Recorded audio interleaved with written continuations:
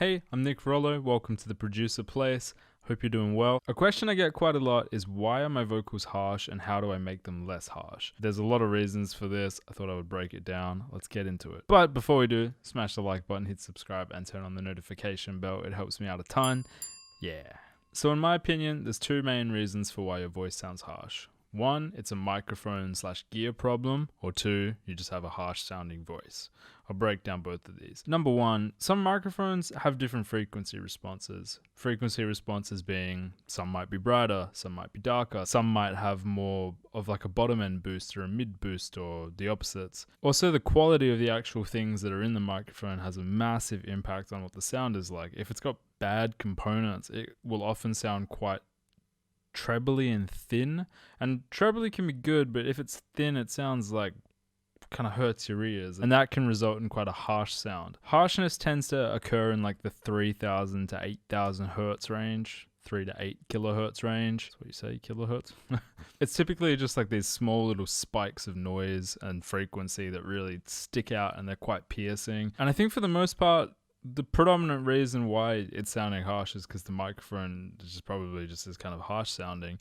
Sometimes if you're recording too loud, it can really like smash through those frequencies in a way that you could maybe avoid if it was quieter. Although in saying that, like if it's a harsh sounding mic, it's a harsh sounding mic. So your options there are to just try to deal with the harshness with effects and processing, or buy a better microphone that has like a more even split between all the frequencies. The second reason why your voice sounds harsh is you just have a harsh voice. There's nothing wrong with that. Some of the best singers ever have harsh voices. And to be a harsh voice doesn't mean that your voice is completely harsh. It just means that when you sing, you have a few harsh frequencies that really stick out.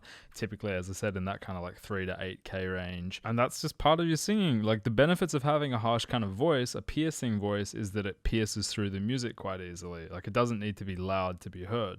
If you have a really soft and dull voice, like not that that's a bad thing, but let's just use those terms, soft and dull, it can be harder to make it stand out in a mix because it kind of is soft, you know, doesn't have that harshness to it. Obviously, if you have a harsh sounding mic and a harsh voice, it's going to be a bad time for you if you're trying to mix it or getting somebody else to mix it. So let's quickly jump into the session here. It's me singing, not very well.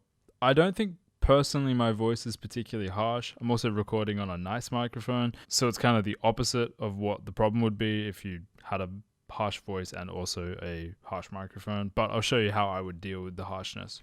Alright, we'll just quickly look at the chorus vocal here. It's like I'm living on the moon,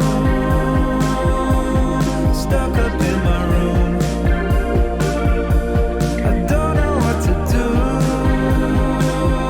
when I can't be next to you. So like there are some harsh frequencies, as is the case with pretty much any voice ever. Some people just have more or less. We'll listen to it solo. It's like I'm living on the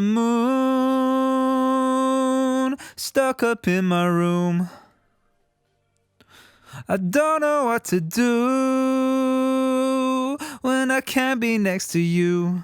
So again, not the best singing. One step is de-essing. S's can be quite harsh and piercing. You know, it's not a nice sound.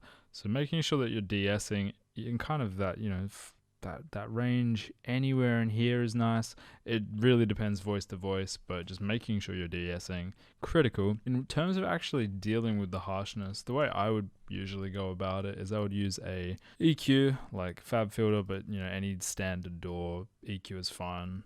And I would solo the vocal. It's like I'm living on the moon, I reckon like here. stuck up in my room.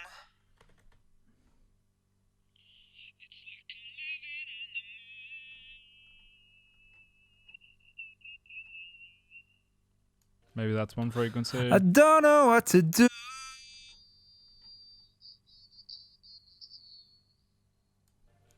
It's like I'm living on the moon.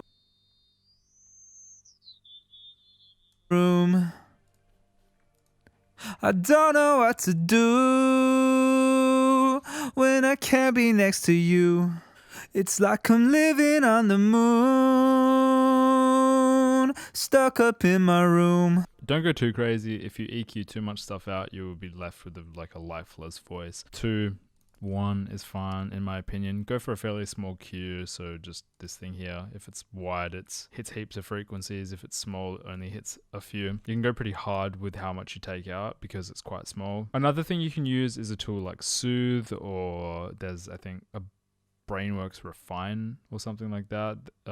Golfos. There's quite a few different plugins. They basically attack like a wide range of frequencies at once with sort of like an AI kind of slant.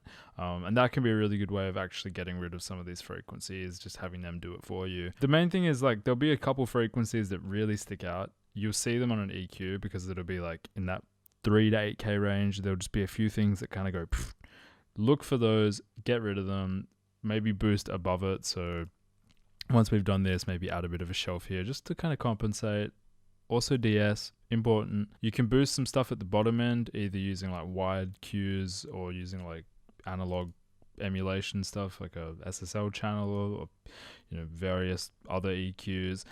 If you have more bottom end, it kind of naturally tames the high end. It's just kind of how the whole audio thing works. There's definitely a bunch of different things you can do to tame it. Harshness also comes from volume, I find. If I sing really loud and like, I get harsh vocal sounds. So you can kind of also, when you're recording it, dial that back by not singing so harshly. I know that kind of seems like, yeah, no kidding.